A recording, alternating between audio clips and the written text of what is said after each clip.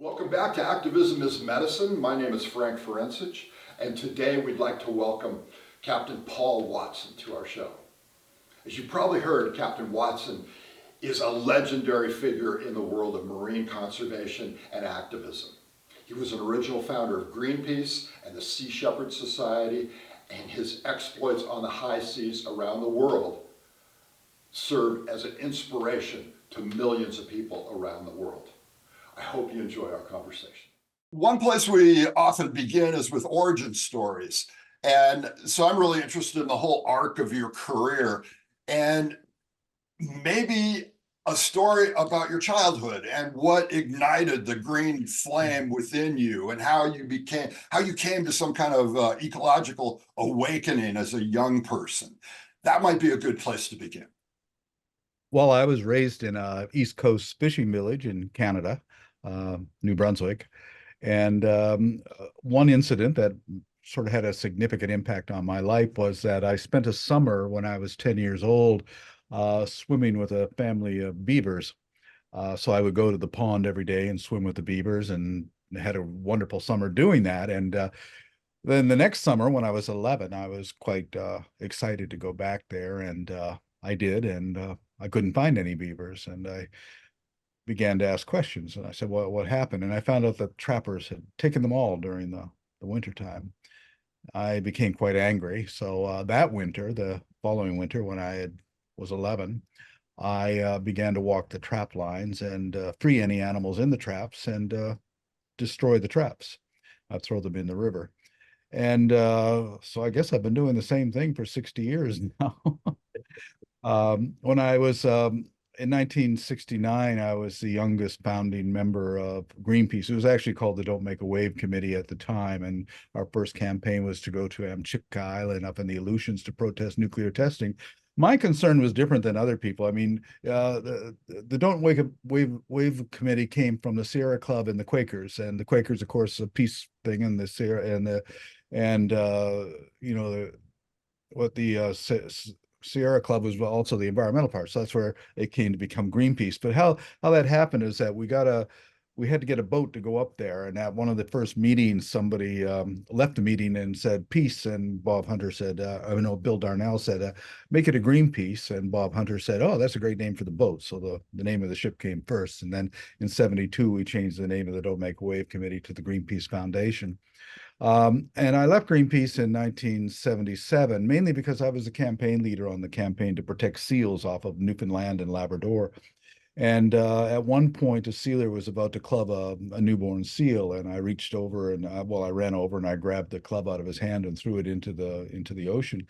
And a couple of months later, I was brought before the board of directors of Greenpeace, and they accused me of theft and vandalism. I had stolen the man's property and destroyed it. And I said, well, I saved the seal, and that was what I was there to do. And so anyway, they voted me off of the board, and I said, that's okay. Well, I'll set up my own group, which was the Sea Shepherd Conservation Society. And I set it up with a specific strategy, which I called aggressive nonviolence. We're going to intervene, but we're not going to injure anybody. And but it also included the damage to property, because I don't think that destroying property, which is used illegally to take life, I think that is an act of nonviolence. And so that's what I set Sea Shepherd up to do. And after 50 years, we've never caused a single injury to anybody. But the problem is that 2 years ago, I was we had this TV show called Whale Wars, which made us very successful and brought in a lot of money. And unfortunately, that brought in people who were now getting paid. And they decided I was too confrontational and too controversial. And so they voted me off the board. I remember the board meeting. They said, well, we're going to rebrand. We're going to take a different approach. We're going to work with governments. We're going to work with corporations. And I said, well, I can't really support that. And the actual quote from the person who was the new president of the board, he looked at me, he says, you're a fucking employee. You do what you're told. Ooh. And I said, I don't think so. I was offered $300,000 to shut up, not post anything, not write anything, just be a figurehead. And I refused to do it.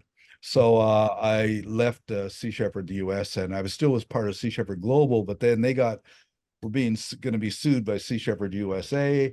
over the rights to the name because apparently this guy went out and copyrighted the name and trademarked it, because I set up Sea Shepherd to be a movement, not an organization. So it never occurred to me to copyright and trademark everything. So I found myself really with nothing. They seized all the assets, the ships and everything else. But so it's taken me 2 years to recover. I set up the Captain Paul Watson Foundation, not because of my ego, but because I wanted to create something. Well, you can't take that away from me because it's my name. Uh, and so now we have two ships, and I'm working still with Sea Shepherd France and Sea Shepherd Brazil, which remain loyal to the objectives of the movement. Sea Shepherd UK became the Captain Paul Watson Foundation UK. Sea Shepherd Uruguay, the same thing. And now we're in about 17 different countries as the Captain Paul Watson Foundation. But our actual activism name is Neptune's Pirates. I did have it last summer. It was Neptune's Navy. But then because I had used that name when I was with Sea Shepherd, they immediately said, well, we own that name, even though you created it. So then what happened is that we were then taken to court, myself and Sea Shepherd France, and accused of being parasites. That is capitalizing on the name that I created and the logos I designed. And anyway, we won that court case.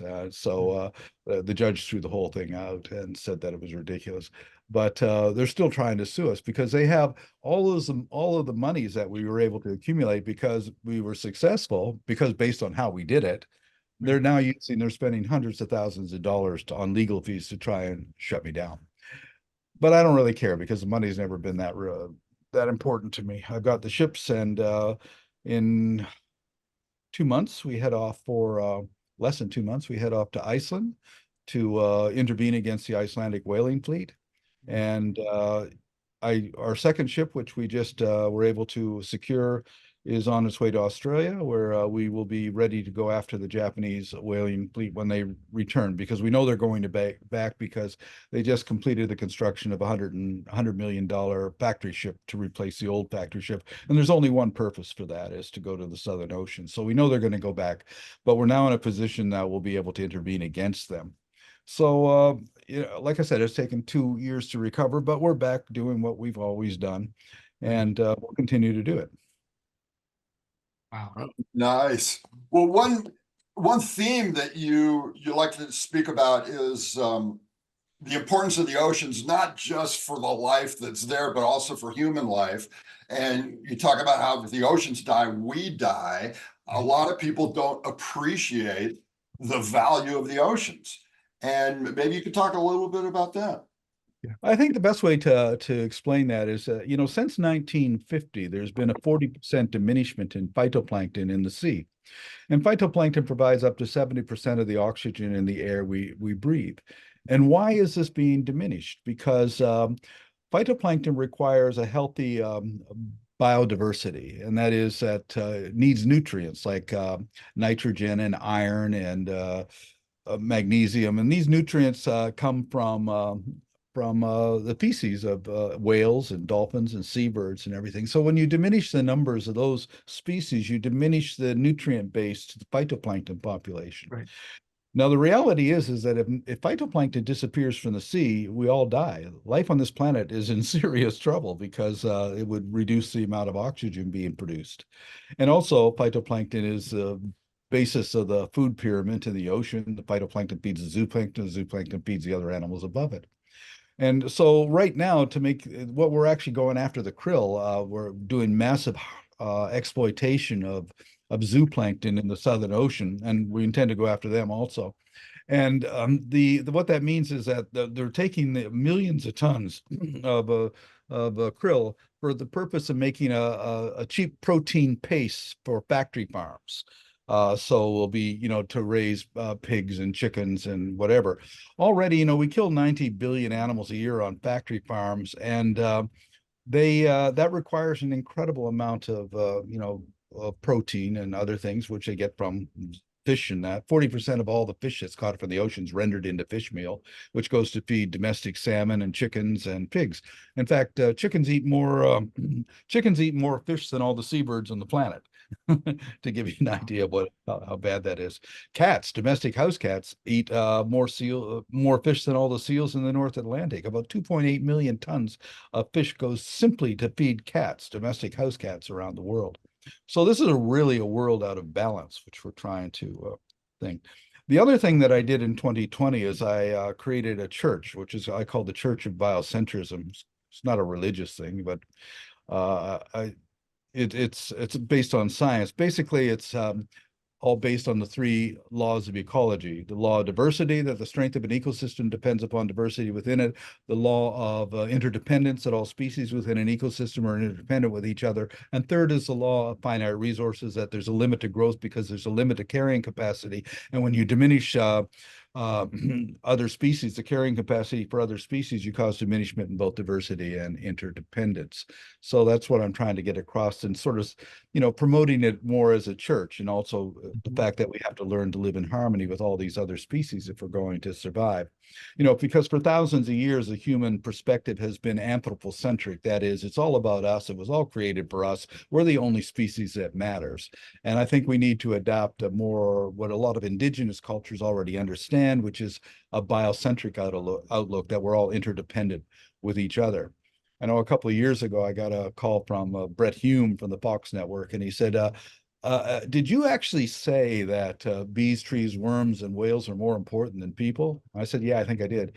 And he said, well, how could you say something so outrageous? It's so unchristian. I mean, how can you say that? I said, well, it's very simple, because bees, trees, worms, and whales are more important than people for the very simple fact they can live here without us, but we can't live here without them. We need them. They don't need us. So ecologically, they're far more important than we are. We got to stop thinking so much of ourselves and understand that we survive because of all of these other species that make it possible for us to do so. Yes. Nice. Yes. John, JLo, what you got? I had a question, Paul, about I've been thinking, and I know a lot of people have been thinking about the destruction that's created by cruise ships. Mm.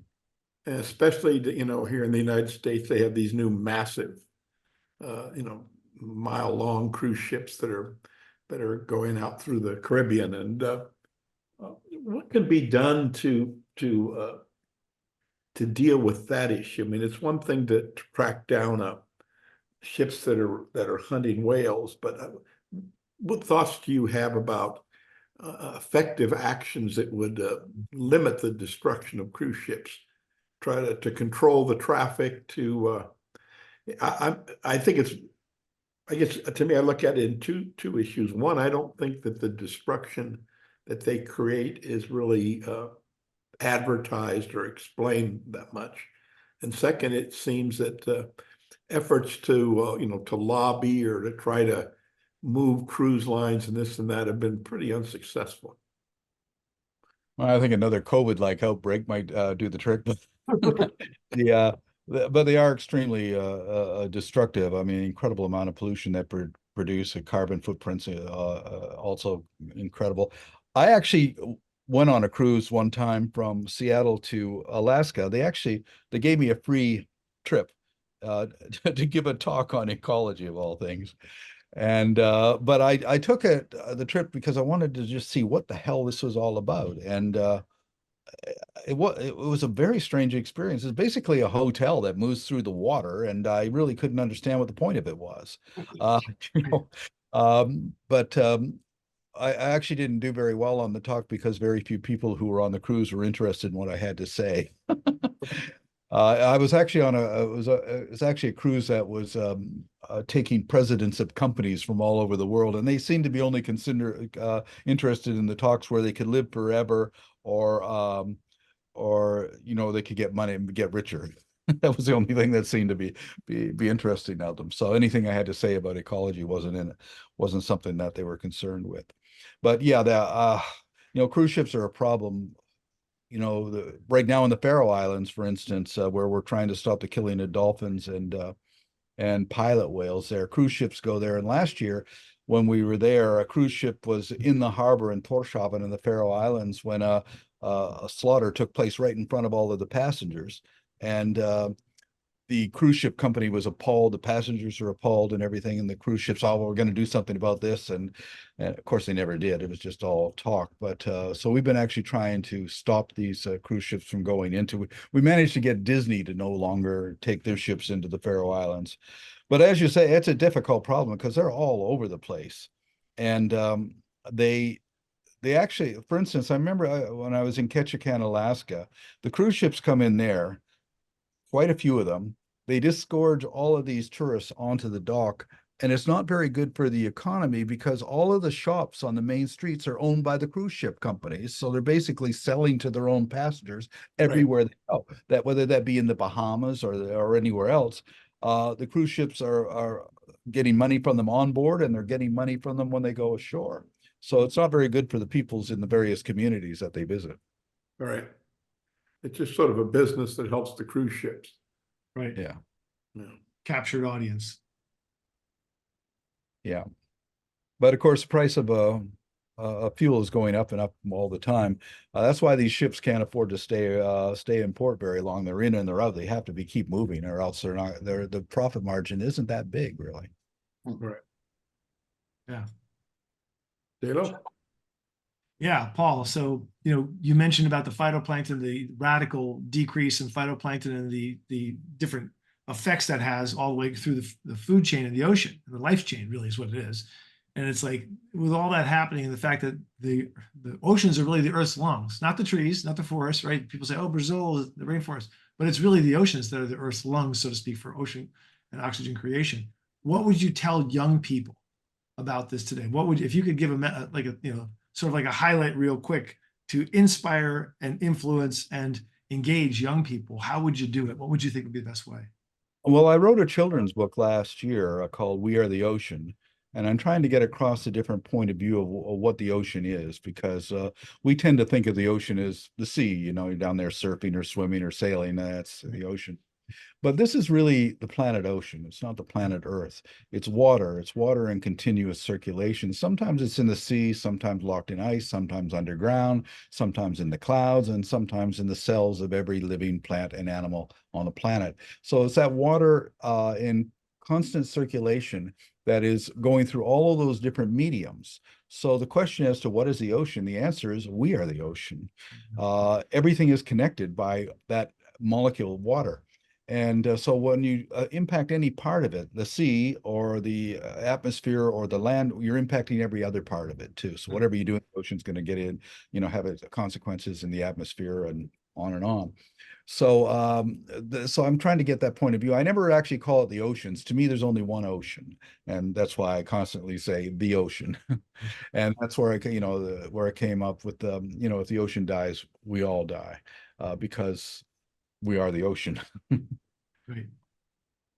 Nice. Thank you. The other thing I try to tell young people too is to picture the planet as a spaceship, which is what we are. We're hurtling through space on this orbit around the Milky Way at incredible speeds. Takes quarter of it's 250 million years to make one circulation, and but every spaceship has a life support system, and that life support system gives us everything we need. Food and the air we breathe, regulates climate and temperature. And that life support system is operated and maintained by a crew of engineers, and those engineers keep everything running. And we humans, we're not engineers, we're passengers having a wonderful time entertaining ourselves. But what we're doing is we're murdering crew members, we're killing them off. And there's only so many crew members you can kill before the machinery begins to fall apart. And that's why I say we don't live on a planet without worms and bees and trees and fish and all of these creatures. The engineers that keep that life support system moving smoothly.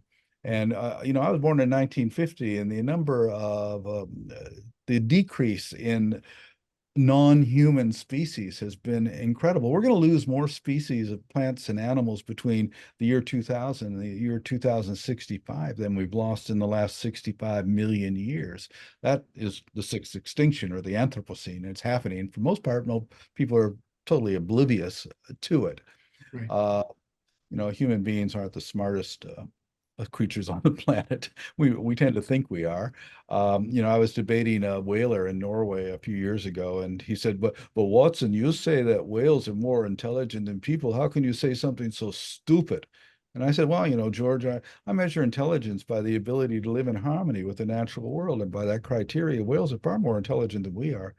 And he said, well, by that criteria, cockroaches are more intelligent than we are. I said, George, you're beginning to understand what I'm trying to say, you know. Because Nice. our whole concept of intelligence is eye-to-hand coordination, making tools. If a blob of protoplasm steps out of a spaceship in front of us, we're not going to argue that's an intelligent creature. It's got a ray gun. It came out of a spaceship. We don't know how to deal with non-manipulative intelligences, and whales and dolphins have bigger brains than we do, far more complex brains than we do. So we have no idea what we're talking about when it comes to the intelligence of other creatures. We're also now discovering that even trees and plants communicate with each other, and that there's this whole thing, all of those connections that people just don't understand. Excuse me for the background music. I live on the Seine River in Paris, and so the tourist boats go by. Nice. I was going to ask if you're living on in your background, it's going up and down slightly, so I thought you were living on a boat. Yeah. Every time these tourist boats go, I go up and down. Yeah. It's great. Well, one theme that we touch on the show quite frequently is talking about the state of activism on the planet today. And I'm sure you've got opinions about that. We talk about the big organizations and whether or not they're being effective, and what the young activists are doing. And what's your breakdown on that?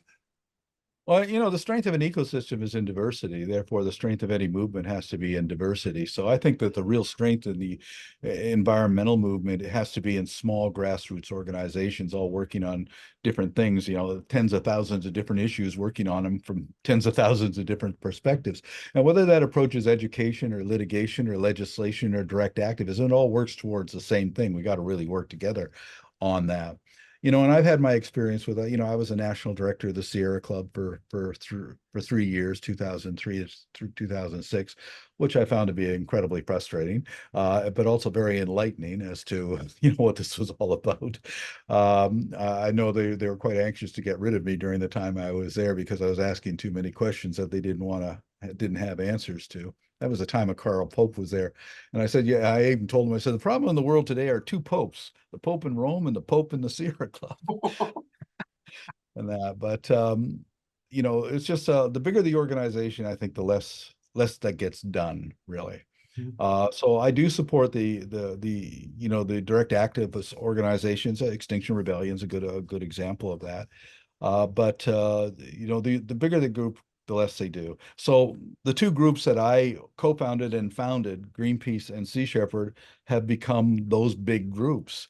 And that's why I'm no longer welcome with them now, nor do I not want to be involved with them, really, because it's just a job, and they're more concerned about their job security than they are concerned about addressing the problems. I mean, I'm 73. I could have taken their $300,000 a year offer and just go lived on a beach somewhere, but that's not what I set up Sea Shepherd to do. Right. I don't believe in retirement, and I don't believe in stopping, doing what I'm doing. So I'd rather not have the money than to compromise everything that I believe in.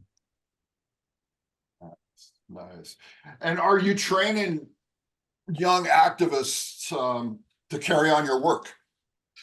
Well, fortunately, in the last 2 years, I brought, I have had no problem getting crew members. In fact, I've got so many people applying that the difficult part is trying to get people to choose the different people.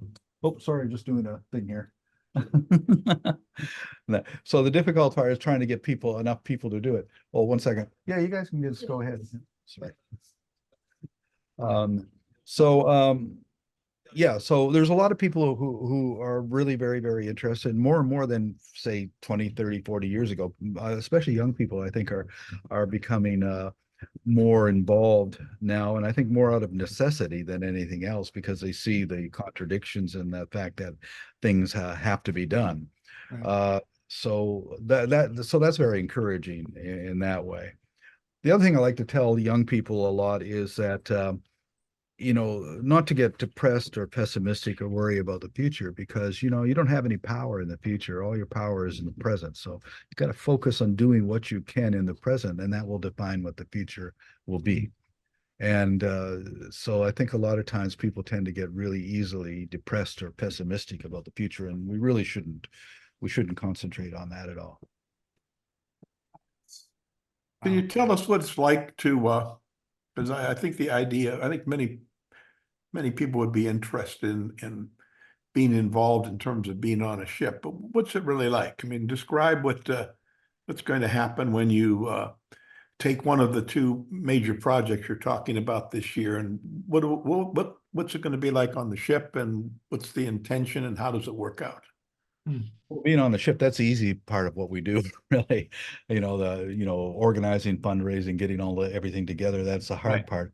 But once you set out on the ship, you've got an objective, you got a goal, and you focus on doing that. So for instance, this summer, we'll be going to Iceland, and the objective is to keep those whaling ships from going out after the whales. And that means blocking them, harassing them, physically preventing them from doing what they intend to do. And I think I'm quite confident that we'll be able to do that. We've got an awful lot of experience in that. And over the years we've had a lot of achievements in stopping whaling. I mean, since I began, whaling's been shut down in Australia and Chile and Peru and Spain and South Korea. And so many countries. So the only places killing whales today, the only countries are Norway, Japan, Iceland, and Denmark. I'm quite confident we're going to shut down Iceland this year. Japan, of course, is the big problem because they're the ones that want to go pelagic whaling down in the Southern Ocean. And all of these things, by the way, are illegal. We're opposing illegal operations. In 1986, we sank half of Iceland's whaling fleet. Two of their vessels dockside in Reykjavik, destroyed the whale processing plant, millions of dollars worth of damage. Now that sounds like we've committed a crime. That sounds like it's illegal. But they wouldn't charge me. I actually had to fly to Reykjavik in January of '88 to demand that they lay charges against me. And they refused to do it. They kicked me out of the country. And the Minister of Justice says, who the hell does he think he is? He comes into our country and demands to be arrested. Get him out of here. Because they knew that to put me on trial would be to put themselves on trial. And so that's what we're challenging them. We're right in their face saying, okay, do what you're committing criminal activity. So do whatever you want, because we're ready to go to trial with you. And that's why after all of these years, I've never been convicted of a felony. I mean, I've been arrested numerous times, but never been convicted in a court of law. And the civil suits against us, we've won those. So, we have to operate. I've always said we have to operate within the boundaries of practicality and the law. And 12 years ago, I was invited to give a lecture to the FBI in Quantico. They actually paid me to come and give a talk to them. And at the talk, after the talk, one of the FBI agents said, well, Sea Shepherd's walking a pretty fine line when it comes to the law. And I said, well, does it matter how fine that line is as long as you don't cross the line? And they really couldn't. They couldn't really argue against that. How long would you project that these cruises will take place, these actions you're going to do? Well, it all depends. We go to Iceland in June, and I mean, we could shut it down within a week, or we might be there for 3 months. So it's hard to really say. And when you go to the Southern Ocean, well, then you're talking about at least 3 months of campaigning.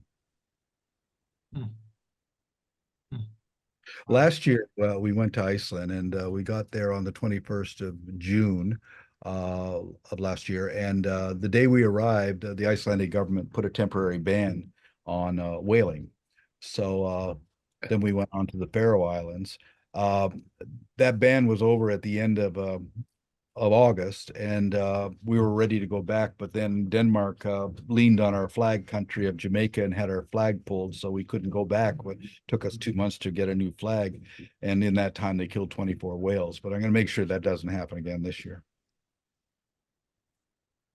Wow. So it sounds that one element, an important element, is having some legal support in different countries to deal with different aspects of people trying to shut you down.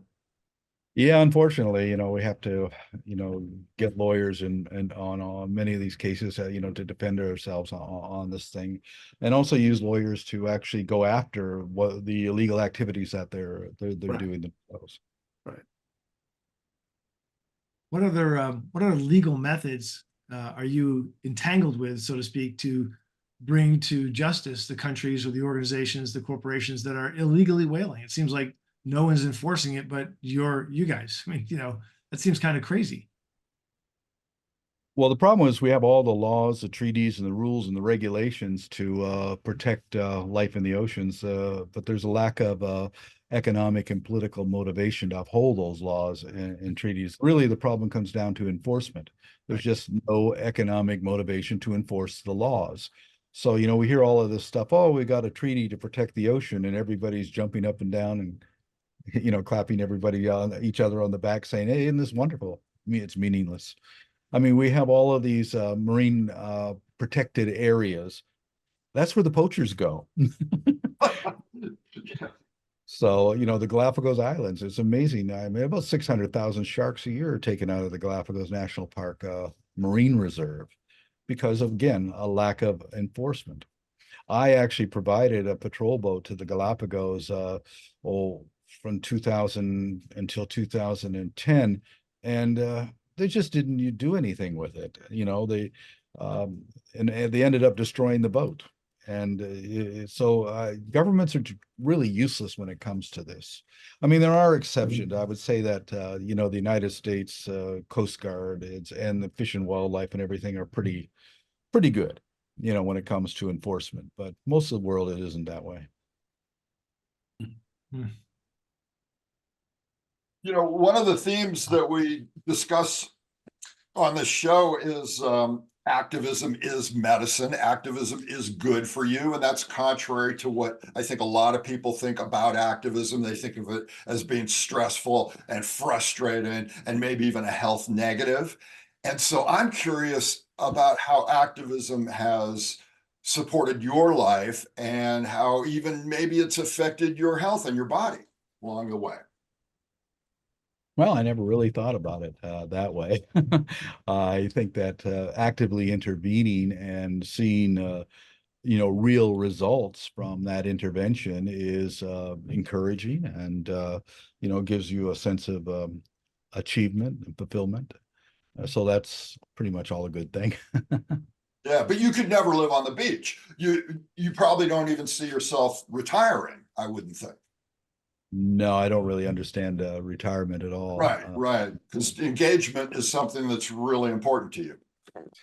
Yeah, interesting thing, a lot of people that I know who reach the age of retirement who want to get involved with us, they say, people who work for the government, for instance, they say, well, yeah, I'm going to get really involved with you, but I have to wait 2 years after leaving the government before I can work for you. And they end up dying because it's amazing the number of people who die very within a couple of years of retirement Yeah. on that. So I don't think retirement's good for your health.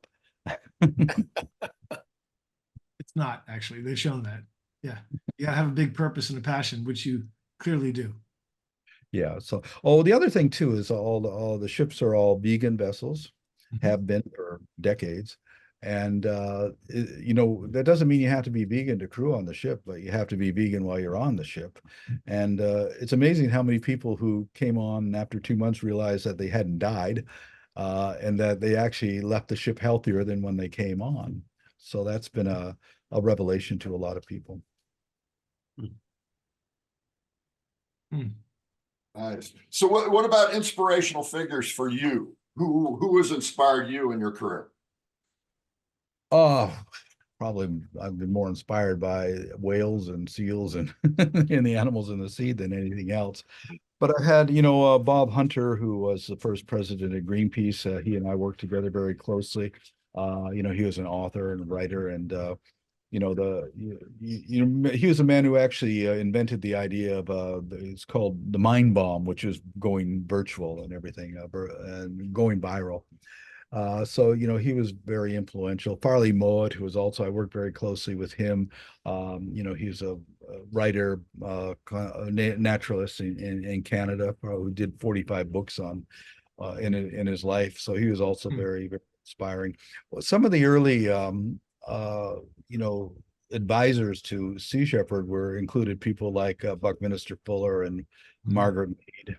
And so right at the beginning, they were Edward Abbey was another one, you know, so they were very helpful at that time. Nice. What would you you know, speaking of those kinds of like Edward Abbey political figures in terms of, you know, a counterculture, what would you say to young activists and young people today who are faced with an election where, you know, maybe one candidate might be more environmental, but chances of getting elected might be less, and then how they can get maybe active and be present for the terrible choices we have, because it seems like we're in an age of consequences, in which case all of our behaviors and choices become even more amplified. Well, I don't think we're going to find any solutions through politics, Yeah. especially not in the United States, where basically you have a choice between a Republican or a Democratic, really. The same, you know, when I hear people saying, "Well, you got to vote for Biden because it's the lesser of two evils," that always reminds me of the 20s in Germany, where Hitler was the lesser of two evils, as opposed to Ernst Röhm, who would have been far worse than Hitler, if you can imagine that.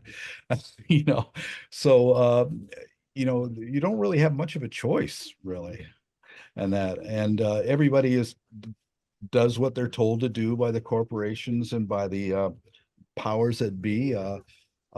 Even when you have somebody like RFK Jr. running and everything, he still holds a lot of the same positions as the others do. A little radical here and there.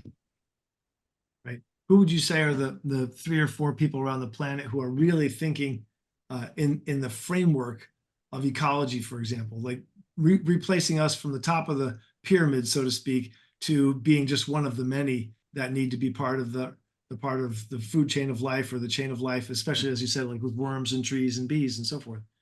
Well, I think there's individuals all over the world who are passionately devoting themselves to particular things, like saving a species, saving an ecosystem. You know, because of David Wingate, we still have the Bermuda storm petrel didn't go extinct. Because of Jane Goodall, we still and well, Diane Fossey, for instance, because of her, we still have gorillas in Rwanda.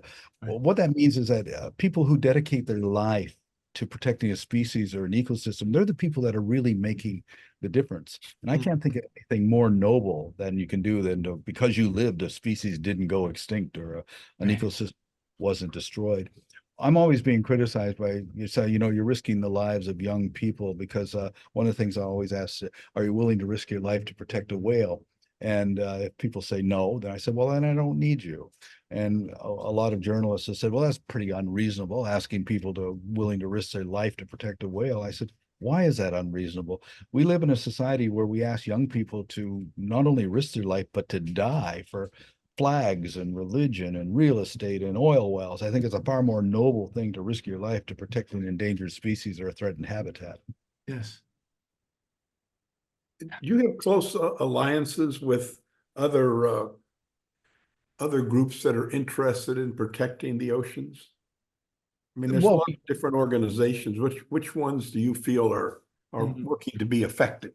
Well, we're working closely, like I said, with Sea Shepherd France, Sea Shepherd Brazil, and that. But I work with Rick O'Barry and the Dolphin Project on that, and used to work with Earth First before that got taken over and compromised.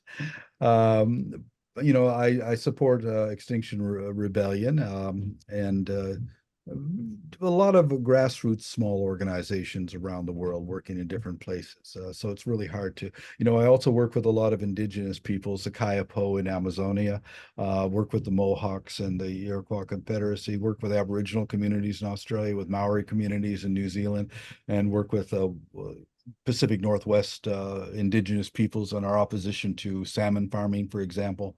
And I always find that when environmentalists have an alliance with indigenous groups, that makes it really powerful, and things can get done on that. So we've had a lot of victories because of that kind of alliance and everything. So yeah, but I think really what we're looking at is people have to embrace what they're passionate about, and there are 3 virtues really to cultivate. Passion is one of them. The other is courage, and the other is imagination. And when you put 3 things together, you can really make a difference. You can change the world. I find it interesting that many people in that I know that are in the climate movement sort of lament the fact that different groups can't or don't work together effectively. And I think what's making your perspective so valuable is that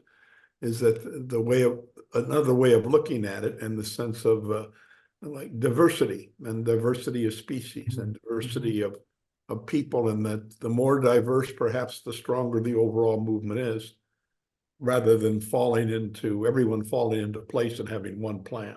Right. Yeah, people never agree on anything really, but True. working together, it's difficult. But if everybody pursues their particular passion, uses their particular skills and abilities, and does what they can, it all contributes to the greater good. Right. And so I don't try to tell people, well, what you're doing is wrong. You should be doing it my way. I don't expect people to be doing things the way I do it because, well, people just don't want to, or their skills and abilities lie elsewhere. Right. And that's fine. That's what they should do. So, and I don't really care what people think about us. I've never cared really. When I get called eco-terrorist, and I say, I've never worked for Monsanto. I'm not an eco-terrorist. It doesn't bother me. When they started to call me a pirate back in the 90s, I said, okay, well, if you want to call me a pirate, I'll be a pirate, because pirates got things done. I have no problem with it. And when we sank half of Iceland's whaling fleet in 1986, and I went to an International Whaling Commission meeting, and some former colleagues from Greenpeace came and said, what you did in Iceland was reprehensible, and you're an embarrassment to the movement. And I go, so? And they said, well, aren't you concerned about what people think about you? I said, not really. I mean, didn't sink those ships for you, didn't sink them for Greenpeace, didn't sink them for anybody. We sank them for the whales. But if you can find me a whale that disagreed with what I did that day, then I promise you we won't do it again. Those are our clients, not people, Right. So what anybody has ever said about me has had very little impact. For instance, right now in the last couple of days, somebody brought up a thing that they're attacking me on. Even though I work with indigenous groups all around the world and everything, about 10 years ago, some 16-year-old kid up in St. Lawrence Island, a Yupik kid, killed a bowhead whale, a 200-year-old bowhead whale, and was bragging about it on Facebook. So I came out and I said, you little bastard, you killed a 200 and you're bragging about it. Now, where is the traditional and cultural background for you to go onto Facebook and brag about killing a whale and everything? Right. And I would say, oh, you're so insensitive and everything, and you're a racist. I said, you know what? I would be a racist if I ignored this. I would never support a white person or a Norwegian for a Japanese person going out. Why should I make a difference? I'm opposed to the killing of whales by anybody, anywhere, for any reason whatsoever. And if I were to discriminate and say, okay, you're a Yupik person, you can kill some whales, to me, that would be racism. And the same when we took on the Makah plans to kill whales on the Northwest coast, we were invited in by elders of the Makah Nation. And I even said at the time, if they ask us to leave, we will leave. But they invited us in to do this because they understood that what was being done, the killing of the whales in their name with a 60 caliber rifles and everything, was not anything to do with tradition at all. Right. And so, I've always had a lot of controversial relationships with indigenous cultures, but a lot of them work with me, a lot of them support with me, and some of them condemn us. So it depends on what they are, because indigenous people are like people anywhere else. There's good ones and there's bad ones, and there's some that are really concerned and there's someone who aren't. As Farley Mowat once said to me when someone said at a conference, they said, well, native people lived in harmony with the natural world, with all other species. And Farley said, yeah, it was pretty easy to do when you didn't own a gun, but now that people have the same technology, it's they're just like everybody's saying is equal in that respect like that. Right. So it doesn't matter what your cultural background is. If you don't have respect for nature, then you're part of the problem. What do you look at in terms of the challenges that you will face in the next 4 or 5 years? Do you anticipate any differences in the struggles you've had?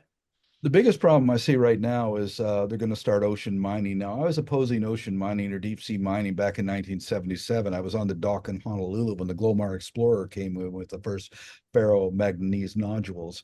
And at the time, the companies like Inco and that said that they weren't going to really pursue this because it would be too much competition for their land-based operations. But now Japan and Norway and other countries are looking at deep sea mining. That will be devastating to marine ecosystems.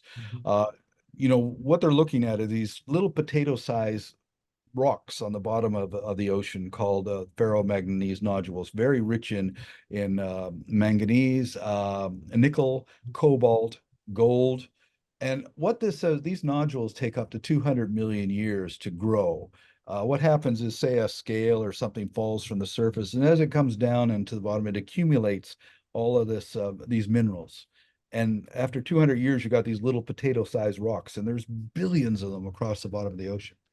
Now they want to pull them up and mine them.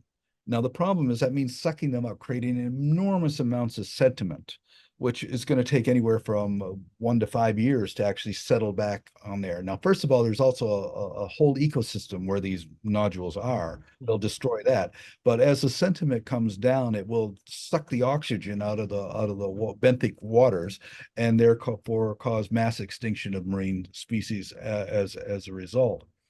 And so that's going to be, I think, the major challenge for us over the next few years. And I was really quite happy that last year Greenpeace actually boarded one of these ships, these exploration ships in the Pacific, and occupied it for a few days to focus attention on that. So after all of these years, Greenpeace finally did something that I thought was pretty good. And I would encourage them to continue doing that. But that, I think, is going to be the biggest challenge for us. I'm confident we'll be able to end whaling very soon. Good.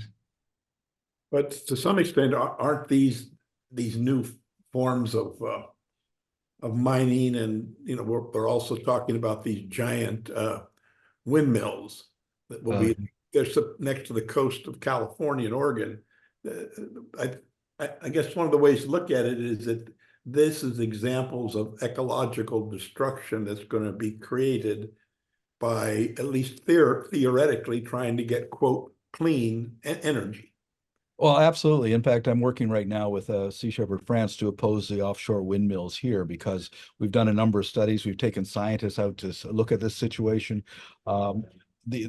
There are a number of problems. First is the construction. The decibel levels can be up to 200 decibels while they pile drive these things into the ground, which kills pretty much everything within the area and certainly isn't good for whales, dolphins, and other sea creatures. The second thing is that we've also discovered that the windmills themselves interrupt or disrupt the migratory patterns of seabirds. Right. They have to go around them. And the third is that they're even when operating, they're emitting this various levels of sound, which have an impact on all sea creatures in that area. And they're actually wanting to put these windmills into marine protected areas in French waters. And because they say, well, this is a good place for them, because according to them, it's not going to have any impact, and it's actually going to attract sea life, which there's no evidence that that's going to be the case.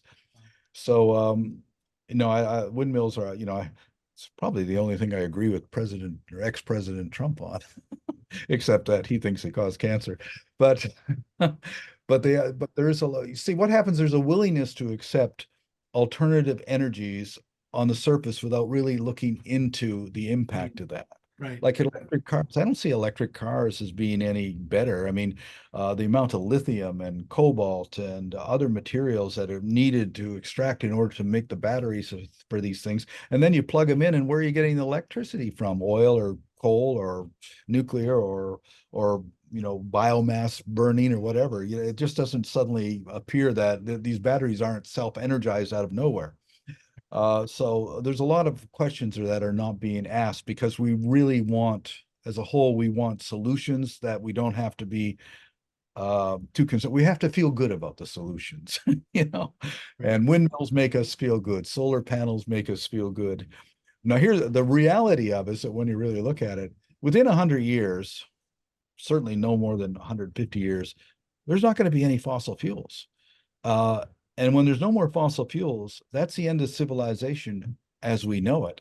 Right. Because you need fossil fuels in order to actually produce the alternative energies, the windmill blades. It takes 1,000 tons of pitch blende ore just to get 1 ounce of uranium, and that's a lot of transportation and processing and refining, all using carbon fuel in order to do it. But they don't really think about that too much. So, and the other thing they don't think about is that fossil fuels are also the reason that we had the Green Revolution and that agriculture continues. I mean, how are we going to have agriculture without it? That isn't going to come from windmills. It's not going to come from solar and that. But we have this fantasy that all of our problems are going to be solved through technology. Right. But it just does. The laws of ecology just don't work that way, you know. For our numbers to expand means that everything else has to be diminished. And at some point, that diminishment will translate into ecological collapse because the inability of the no interspecies interdependence of species, when that collapses, everything collapses with it. Already, I know, you guys are of the age of, remember driving down the road and after 100 miles, you have to get out of the gas station and wipe all the dead insects off your windshield and everything. That doesn't happen anymore. And I try to point that out to people, but they've forgotten it. And the reason they've forgotten it is that human beings have this incredible ability to adapt to diminishment. To become diminished, we just accept it.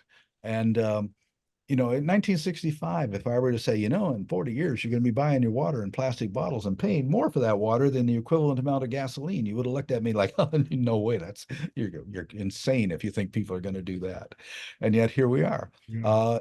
We see species after species of fish disappear, and then we just forget about it. Orange roughy was big in the supermarkets in the 90s. You don't see about it anymore because this is a fish that lives to be 200 and 250 years of age and takes 45 years to become sexually mature. It can't keep up with their demand. It's not like a salmon, which lives and dies in 4 years and reproduces.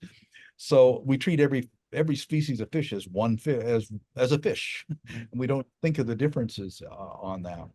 So we're losing species after species after species. And like in the 1980s, I was warning the Canadian government. I said, the northern cod population is going to collapse. And I remember the debate I had with the fisheries minister. He said, you don't know what you're talking about, Watson. We got the best scientists in the world. We got the best computer models. We know, there's no possibility that's going to happen. You're wrong, sir. It collapsed in 92. It's never recovered, And again, I was debating a fisheries scientist over coho salmon populations in British Columbia. And I said, the coho population is going to collapse in 7 years. And he said, you don't know what you're talking about and everything. And I was wrong. It collapsed in 3 years. But in fact, I even coined a word for the scientists who work for governments and corporations. I call them biostitutes. They basically sell their science. They're given the answers, and they have to come up with the science to justify the answers that they're being given. Right. And there's too many of them. Yeah. So there's one term that's going around a lot now in conversation. People say, "Oh, so and so is a doomer." So would you call yourself a doomer? No, I've called myself an ecologist. Okay. And which is realism, really. It's looking at, I mean, like you have to understand the problem if you're going to find a way to adapt to or solve that problem. And we can't simply dismiss it. It's just like that film with DiCaprio, Don't Look Up. Right. We see the problem, but we're not going to do anything about it. So the problem is not so much for us. Our children's children of. I hate to see what kind of world they're going to live in, Yeah. Yeah. That's another thing in terms of the whales and dolphins and the porpoises and the sharks and everything else. And the larger, especially the larger mammals are more susceptible and don't have the longevity that sharks have had.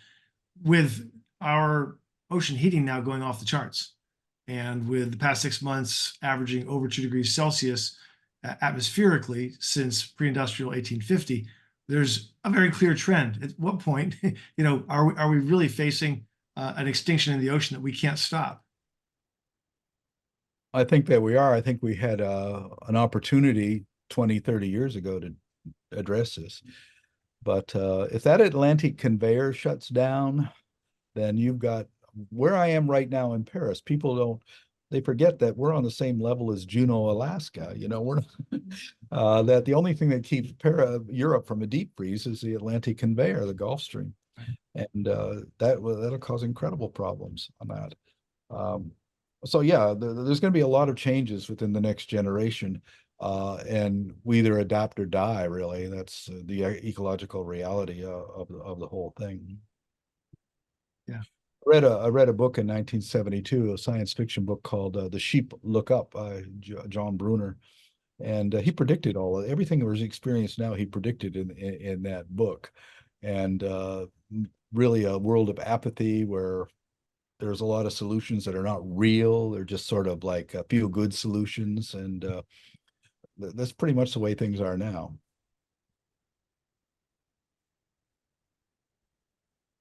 I guess the last question I would ask is like, how can you be an ecologist in the face of all this and not be a doomer?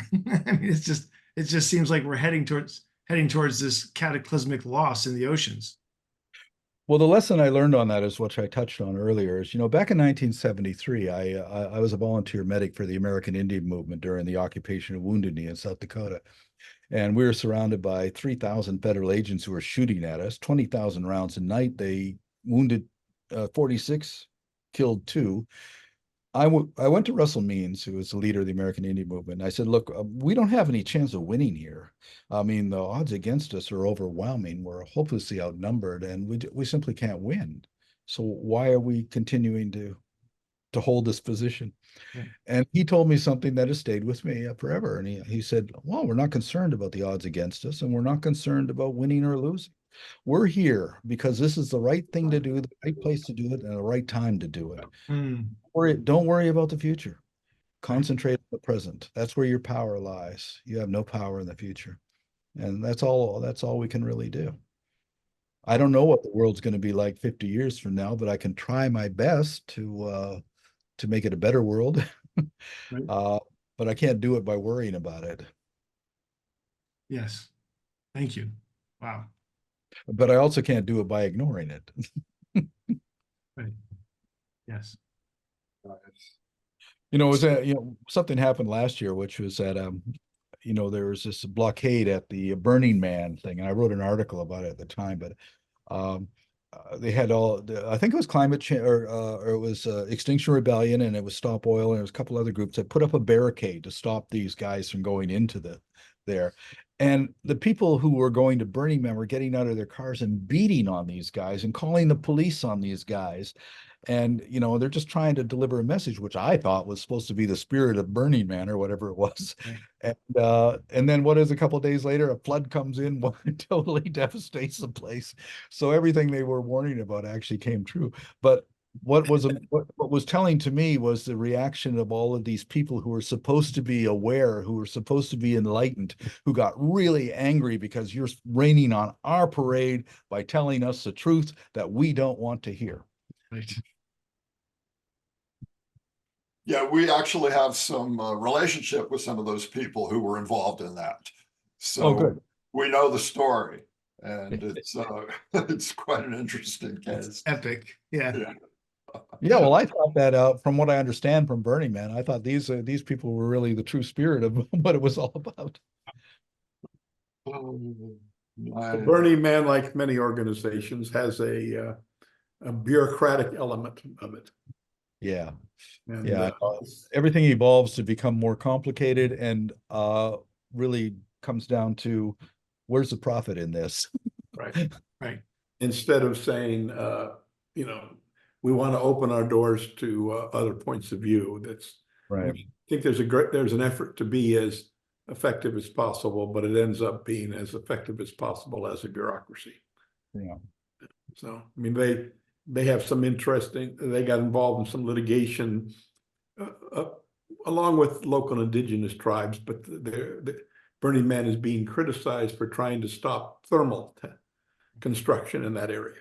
And Burning Man's point is similar to concerns about windmills. It's just not, for the destruction of the land, it's not worthwhile. to be doing this, but they get criticized for that also. So it's a complex situation. Yeah. Frank, do you have any last thoughts? For me? Well, Oh, we're coming up on an hour here, and I'm just wondering if there are ways that we can support your work. Right. It's not like we have a lot of power or anything, but we do have people that we know and things that we do. And so how can we support your work? Well, we're really pretty simple. We got ships and we have to operate those ships. So, we have to raise money to operate those ships. It's a bit of a contradiction too, because we're running ships that burn fossil fuels. Right. But there's no way that I can catch these guys if I don't, I can't use a sailing ship to run down a factory ship. It's just like that. So, but actually, I look at what we do as being carbon neutral. We're not, because every ship that we shut down, every outlaw vessel that we shut down, illegal fishing or whaling, whatever, that's one less ship that's burning fuel. So we have to make sure we shut down more ships than we have in order to come out on top on that. But really, when it gets right down to it, is two things that we need: of course, funds to run the ship, and two, people to volunteer to be on those ships. Well, I should also three, people to spread the word and get support and that kind of thing. Right, right. Well, we'll be happy to do what we can, because we're just delighted that you are out there in the world and inspiring people too. So Yes. Well, thank you. yeah. Yeah, look up my church though, the Church of Biocentrism, and just out of it, you might find it interesting. Right. Yes. Well, I do get your newsletter, so I'm up to date on that part of it. Oh, And, okay. yeah, we'll spread it around for sure. I think that what you're doing is one of those classic examples of taking an action and then having consequences that you may not even anticipate. I mean, just the fact that the Sea Shepherd movement and what you're doing now has been willing to go out alone on the ocean and put your lives in danger for the importance of other species has an impact that I don't know how to measure. So it's really, really important, and we can't tell you how much we appreciate it. The funny thing is, all my life, people say, what you're doing is extremely dangerous. You're going to get yourself killed. You're going to get other people killed. Well, I never got anybody injured, but I said, I'm 73 and I'm still alive. And according to you, I shouldn't be here.